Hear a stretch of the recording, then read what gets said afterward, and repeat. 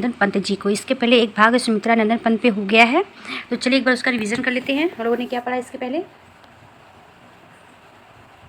ये बहुत महत्वपूर्ण क्लास, इसको आप लोग अंत तक जरूर देखिएगा। सुमित्रा नंदन पंत का जन्म 1980 में ईस्वी में अल्मोड़ा जिले के कौसानी नामक ग्राम में हुआ था। माता का नाम सरस्वती, इनके पिता का नाम गंगा दत्त था। जन्म के कुछ समय बाद इनकी माता का निधन हो गया। इनका पालन पोषण प्रकृति की खुली गोद में हुआ। प्रकृति पेंट ने यह पंत पर इतना अधिक प्रभाव पड़ा कि उन्होंने जीवन संगिनी के रूप में नारी से भी अधिक महत्वपूर्ण प्रकृति को माना। इनके पिता गंगा दत्त चाय की खेती कौसानी में करते थे, जिनकी वजह से इनकी आर्थिक स्थिति बहुत अच्छी थी। सुमित्रा नंदन पंत ने लोकायतन नामक महाकाव्य महात्मा गांधी जी के जीवन पर लिखा था। उसकी एक पंक्ति देखते हैं, छोड़ ध्रुवों की मृदु छाया, तोड़ प्रकृति से भी माया, बाल तेरे बाल जाल में कैसे उलझा दूं लोचन। इसमें गांधी जी के अतिरिक्त सभी काल्पनिक पात्र हैं। पंत जी ने महत्वपूर्ण कविताओं का संकलन चितंबरा शीर्षक से प्रकाशित किया है। इस पर पंत जी को 1968 ईस्वी ज्ञानपीठ पुरस्कार प्राप्त हुआ था। किस पे लोकायतन पर। अंतःकृत पल्लव भूमिका को छयवाद का घोषणा पत्र कहा जाता और मैनिफेस्टो भी कहा जाता है। किसे, पल्लव की भूमिका को। पंत जी को विद्वानों ने संवेदनशील इंद्रिय दिशा का कवि भी कहा है। अपनी काव्यकृति विडंबना, अपनी काव्यकृति बीड़ा, ये लिखा हुआ है बीड़ा, इनकी काव्यकृति बीड़ा को तूतली बोली में एक बालिका को उपहार कहा है। स्वयं पंत जी ने कहा है अपनी रचना बीड़ा के लिए। इनकी कुल 28 पुस्तकें प्रकाशित हुई, जिसमें पद्य, नाटक, निबंध, कविता भी संग्रहित है।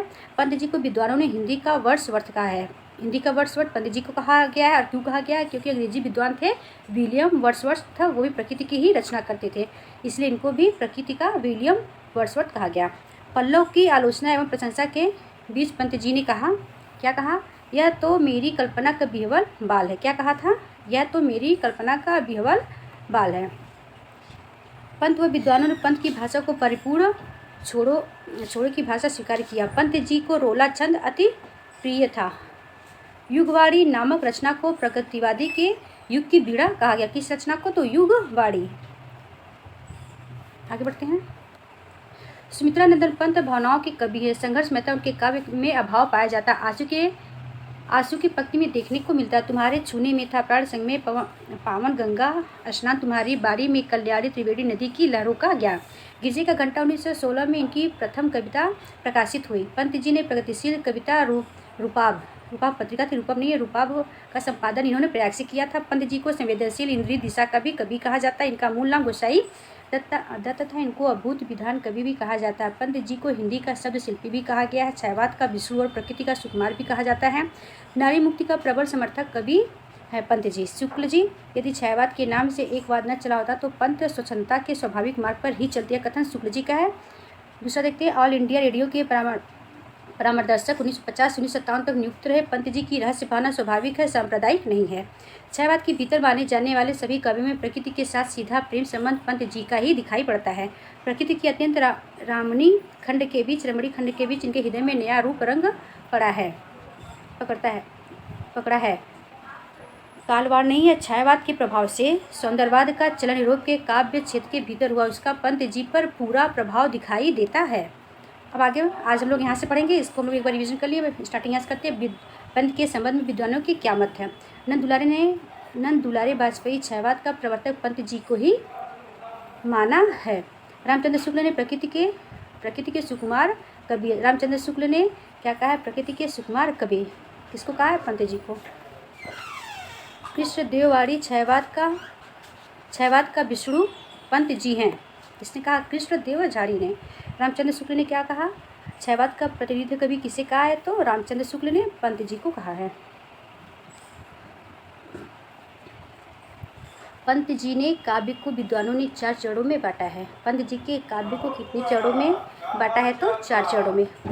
एक तो छायावादी, दूसरा प्रगतिवादी रचना,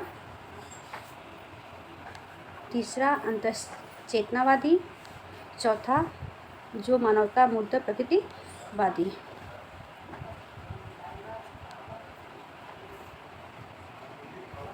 अब छयवादी रचना में देखते हैं कौन कौन सी रचना। उच्छ्वास जो 1920 ईस्वी में है, ग्रंथि जो 1920 ईस्वी में है, बीड़ा ऐसे रहेगा, बीड़ा 1926 ईस्वी में है, पल्लव 1928 ईस्वी में है, गुंजन 1932 ईस्वी में है।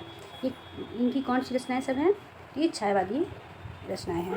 अब देखते हैं प्रगतिवादी। प्रतिवादी नहीं है, प्रगतिवादी। प्रगतिवादी, ये प्रगतिवादी रचनाएं कौन कौन सी हैं? युगांत 1936 ईस्वी। प्रगतिवादी रचनाएं युगांत 1936 ईस्वी। युगवाड़ी 1900 बड़ी नहीं, युगवाड़ी 1936 ईस्वी में है। ग्राम्या, ये ग्राम्या ऐसे रहेगा, ग्राम्या, ये 1940 की रचना है। अब अंतश्चेतनावादी आधाशा रहेगा। स्वर्ण किरण 1940 में, स्वर्ण धूलि 1940 में, युगपत 1949 में। आगे बढ़ते हैं। युगपत 1949 में, ये तो हो गया। आप देखते हैं जो मानवता मुद्दा प्रगतिवादी चित्र। युगांतर 1948 ईस्वी में, उत्तरा 1949 ईस्वी में, रजत शिखर 1949 ईस्वी में, शिल्पी 1952 ईस्वी में, प्रतिभा 1956 ईस्वी में, कला और बूढ़ा चाँद 1990 ईस्वी में। आगे बढ़ते हैं। लोकायतन इनकी बहुत ही महत्वपूर्ण रचना, ये कई बार एग्जाम में पूछा भी गया है और ये गांधी जी के जीवन पर आधारित रचना है। इस पर इनको पुरस्कार भी मिला, और कौन सा पुरस्कार मिला है? तो सोवियत लैंड पुरस्कार मिला है। वाड़ी, ये वाड़ी लिखा है। पतझड़ एक भाव क्रांति, शंख ध्वनि, किरण बेला, पौ फटने से पहले, समाधिता, शशि की तरी, ये सब इनकी महत्वपूर्ण रचनाएं हैं। चलिए आगे बढ़ते हैं। अब पंत की देखते हैं काव्य कृतियाँ कौन कौन सी है। रजत शिखर, शिल्पी, सौवर्ण, अतिमा, एक अरिमा, ये तो है अतिमा, और एक अरिमा रचना है, ये निराला जी की है, निराला जी की। तो इसमें कंफ्यूज मत होइएगा आप लोग, अरिमा निराला जी की है और अतिमा पंत जी की। त से पंत हो गया, ऐसा कन्फ्यूजन दूर रहेगा। जहाँ त रहेगा वहाँ पंत, त से त पंत। मधुबन, छाया, युग पुरुष, मानसी, ज्योत्सना कैसी रचना, इनका एक रूपक है। अब पंत जी की खंड काव्य देखते हैं कौन कौन सा है। मेघनाथ का वध, राजशेखर और गुंठित, ये छ लिखा हुआ गुंठित। सुमित्रानंद पंत को प्रकृति का सुकुमार कवि कहा जाता है, कवि ने कवि कहा जाता है, और ये अरविंद दर्शन से प्रभावित है। पंत जी किससे प्रभावित है? तो अरविंद दर्शन से प्रभावित है। चलिए आगे बढ़ते हैं। शुक्ल जी क्या कहते हैं? गुंजन में विश्व मानवता का स्वर है। इनकी रचना जो गुंजन है बहुत ही महत्वपूर्ण रचना है। इसमें क्या है? तो विश्व मानवता का स्वर है।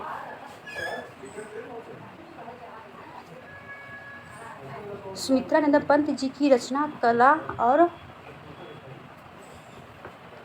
और बूढ़ा चांद सन 1949 ईस्वी नामक काव्य ग्रंथ में तत्कालीन समय राजघराने के घेरे में स्त्रियों की मनोदशा का कारुणिक चित्रण किया गया। किस रचना में? तो कला और बूढ़ा चांद में। यह कब की रचना है? तो 1949 की। और इसका वन विषय क्या है? तो राजघराने की स्त्रियों की मनोदशा का कारुणिक चित्रण इसमें है। किस रचना में? कला और बूढ़ा चांद में। पल्लव ये बहुत ही महत्वपूर्ण रचना है, इसको मैनिफेस्टो भी कहा गया है। इसके आगे हम लोग पढ़ चुके हैं। अब ये देखते हैं कि पल्लव की भूमिका कितने पृष्ठों में है? तो 40 पृष्ठों में है। पल्लव में कलात्मक उत्कर्ष है तथा 32 कविताएं संग्रहित है। प्रश्न बन सकता है कि पल्लव में कितनी कविताएं संग्रहित है? तो 32 कविताएं संग्रहित है।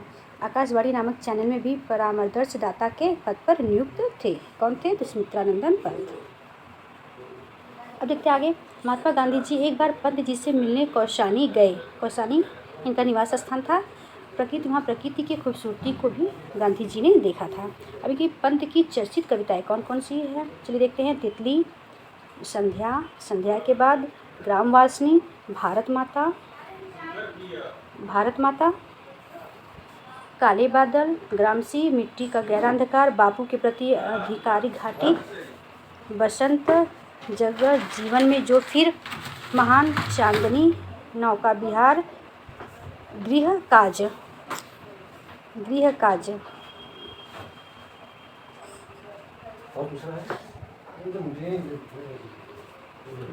आज के लिए इतना ही क्लास काफ़ी है। तो अब नेक्स्ट वीडियो में जो बचे हुए इनकी रचनाएं सब देखेंगे। तब तक के लिए नमस्कार। अगर मेरी वीडियो अच्छी लगे तो लाइक और सब्सक्राइब और शेयर जरूर करिएगा। तब तक के लिए नमस्कार। नेक्स्ट वीडियो में फिर मिलेंगे आपसे।